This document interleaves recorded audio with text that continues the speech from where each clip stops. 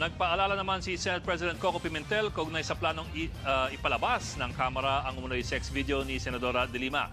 Ayon kay Pimentel, dapat isipin at maging sensitibo ang mga mambabata sa kanilang kapwa. Be responsible for our actions, be sensitive to the sensibilities, the feelings, and the effect of our actions on the reputation of our fellow legislators. Ganun na lang po. And then, but if they should do some reckless action, be ready to pay the political price.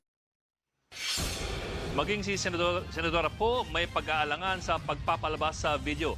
Alinsunod kasi sa Anti-Photo Video Voyeurism Act, ipinagbabawal ang pagpapalabas sa mga ganitong uri ng video. Ang hirit naman ni Minority Leader Danilo Suarez, karma ito ni Senadora Laila de Lima sa pagbalutot umano niya sa batas para may pakulong si dating Pangulong Arroyo. Message ko lang kay Laila, karma yung nangyari sa iyo. Bakit? Itinan mo naman yung ginawa kay ma'am nung araw. Ngayon, napatunayan ng korte na walang kasalanan si ma'am. Ilang taon na nakulong si GMA? Meanwhile, President Duterte downplayed the outburst of Senator de Lima, advising her instead to take a break. The president stressed that he was the one oppressed by de Lima since he was Davao City mayor. More details from Sweden, Velado. President Duterte advised Senator Leila de Lima to take a leave first amid all controversies she is facing for alleged involvement in proliferation of illegal drug trade inside the new Bilibid prison. If she continues yakking there and listening to, she will have a nervous breakdown.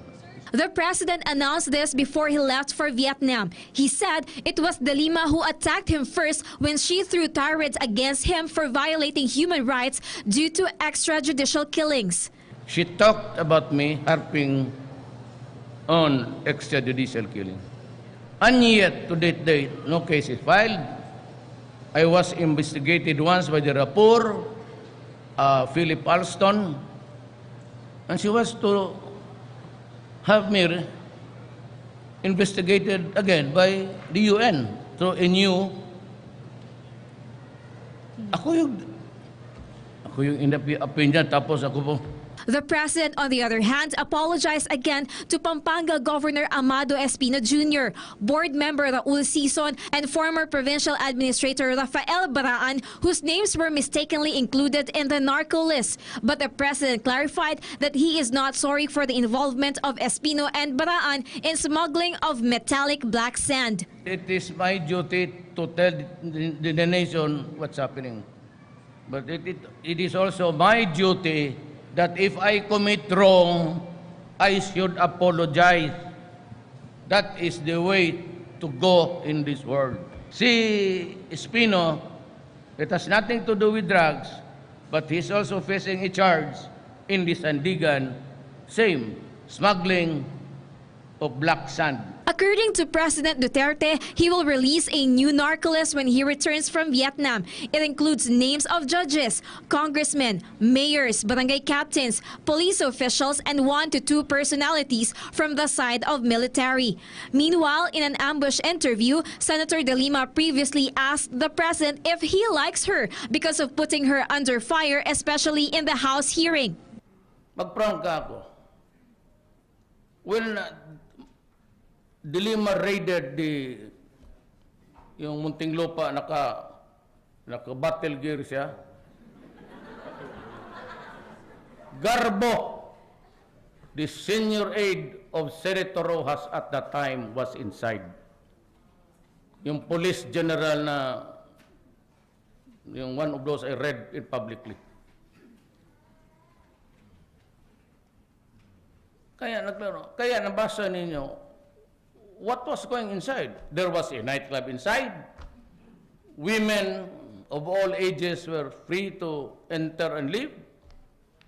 Either there was a band, there was liquor flowing. So what's your problem?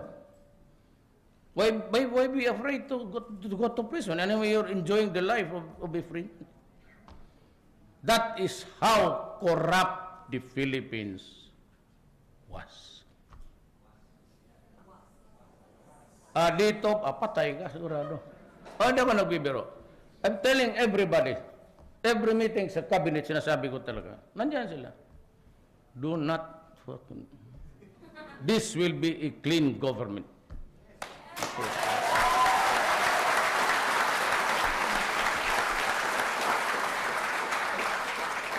And let us give the Filipino a respite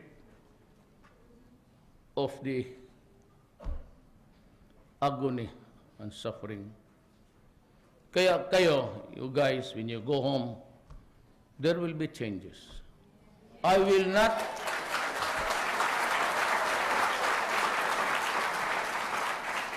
there will be no more harassments in the immigration and customs. I will not allow that. I will not allow that. And itong mga BIR, mga ano, wala na to. It would be a thing in the past. Ang hiningi ko lang sa inyo, just let me know. No need to give me your name. Just tell me who is the son of a bitch in that office and I will take care of him.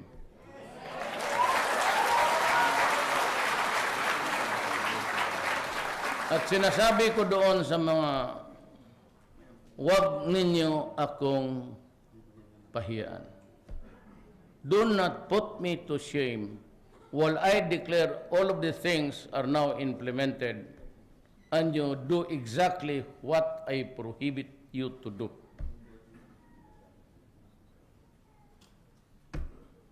Dali lang man.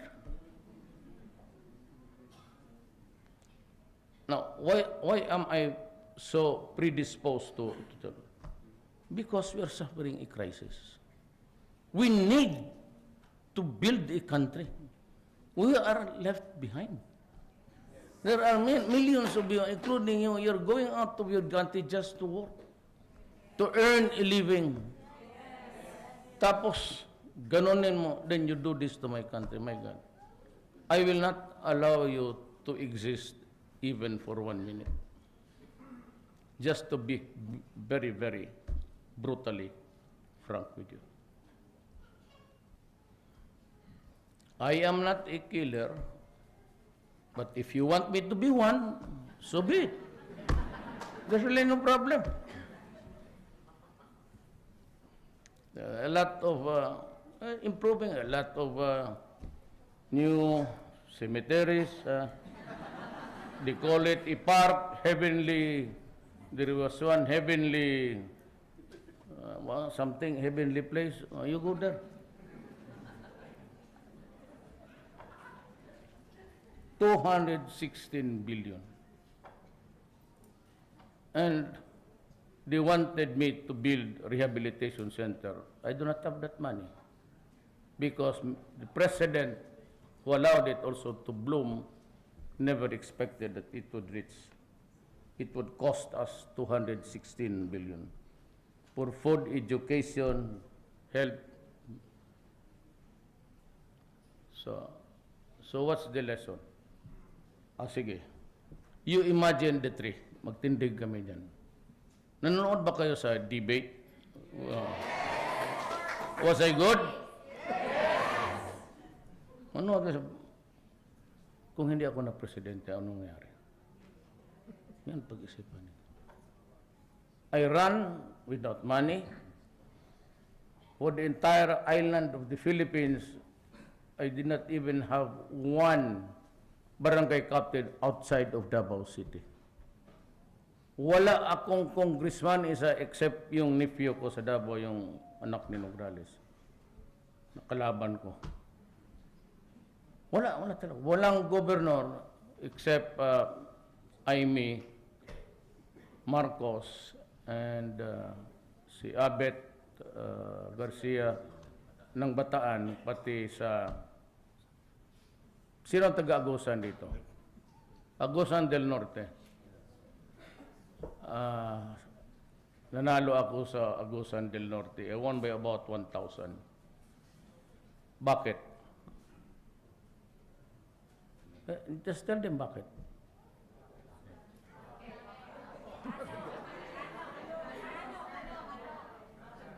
Ano? Love is a many splendid thing. Is April rose that only grows in the early spring. Now she's married now. Si Angel. Hindi ako nagchichismis. Totoo naman. Hindi ako nang ano. But we were young then. She was just 27 when she became, anak to ni Edel Amante. Leader ni Ramos. So, si bigwig during the President Ramos's time. Bata pa siya. Hindi naman ako masyado, pero bata pa rin ako. Now we are now in the winter stage of our life. So, somebody should give me either is summer or spring. Spring me back to my... Why not? Alam mo, I will part with... Hindi ako atras dito. I can die. They can remove me by impeachment. For what? For genocide? Fine. I can go to prison? Fine. I will die? Fine. I live my destiny. I would, by the time, if in the fullness of God times, if I complete the 6 years, I would be 77 years old. The law book says that when I was 77, when you are 70 years old, you can file a petition for release because they do not accept all people in prison. That's the way it is. So,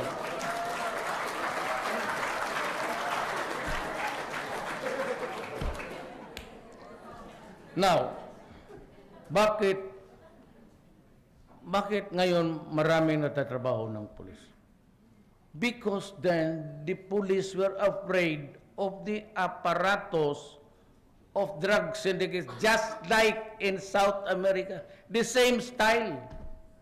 The mayors there were having a headache, and they had, the mayor supervises the PNP. So, but it is a national police, but the police is placed under their operational control. So the mayors there, the warlords, the drug lords, had about 2 military men, 3 policemen, and nobody was moving against them. Exactly, you read the book of Grillo. Exactly the same. Until I became president, and I announced, you soldiers and police, you abandon your mayors. Go back to your units. I'll give you 24 hours. You drug lords, your mayors, I mentioned the name, surrender within 24 hours or I will kill you. Hindi nag-surrender ang mga gago. Mga hambugiro yan eh. Kaya mga mayor, mga ano, kaya namin kita, takbo-takbo sila doon sa krami, pawis na pawis.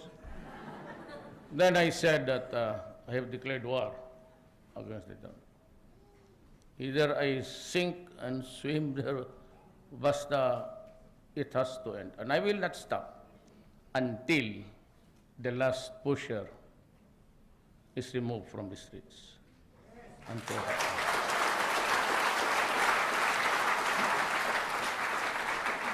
if that is the only thing that I will do in this world now, I will do it. I said, I'm ready for anything.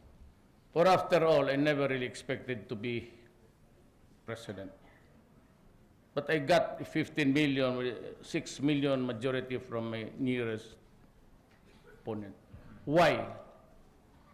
Gwapo ako. Hindi naman ako tisoy kagaya kay Senator Cayetano. Why? Why? I may be popular in Davao. I've been a congressman there one term. I was also one term vice mayor ng anak ko yung si Inday ng bugbog ng sirip. So, then was a prosecutor for 10 years and a mayor for 23 years. That's my political investment. Outside of that, wala.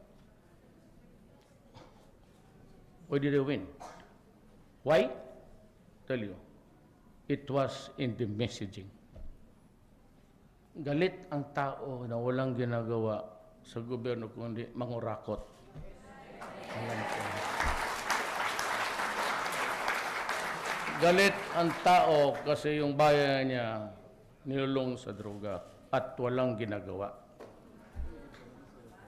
Galit ang tao sa kriminalidad. Kaya yung pagpunta ng airport, hugan pa ng bala. Gawain na yan sa panahon ko, pag nandiyan ka tawagin mo, pasabugin ko yung bayag na sa harap mo. Huh? Hindi mo man ako ma-aresto ngayon. Presidente ako eh. Really. The President has immunity. At sila. Now, I'll tell you the secret. Nakikinig ang the national media. I'll tell you the secret. Why are the policemen so brave? Because they have my support when I was mayor. Davao City was clean. Sabi ko, papatayan ko kayo. And the police were really busy working because they were not afraid to do their job because binaback up ko. At sabi ko, pagka nang kasabit kayo, ako ang magsuporta sa pamilya and I will work for your freedom. That was when I was mayor. Now I'm president. Remember the guidance about your life in jeopardy? Huwag mo lang kalimutan yan and go ahead and fight them and kill them all. Pag nasabit ka, ito ang si Aguirre ang nag-advise sa akin eh.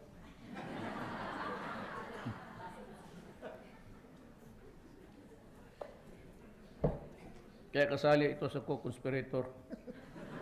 Di pa ako president, sabi niya, ito. Masa namin dalawa, ay mag-classmate eh. Under the powers of the President of this Republic, Philippines, can grant pardon to criminals, conditional or absolute, and can grant amnesty with the concurrence of Congress. Sige, doon. Pag sabi, sir, sabit kami, multiple murder. No problem. Get your copy of pardon, it's pre-signed. Pardon is hereby granted. Nandiyan sa Constitution. It does not even say for 5 times only a month. Wala. It does not even say except to himself. O di pag-alis ko, pag panahon na, pardon is hereby granted to Rodrigo Duterte for multiple sign Rodrigo Duterte.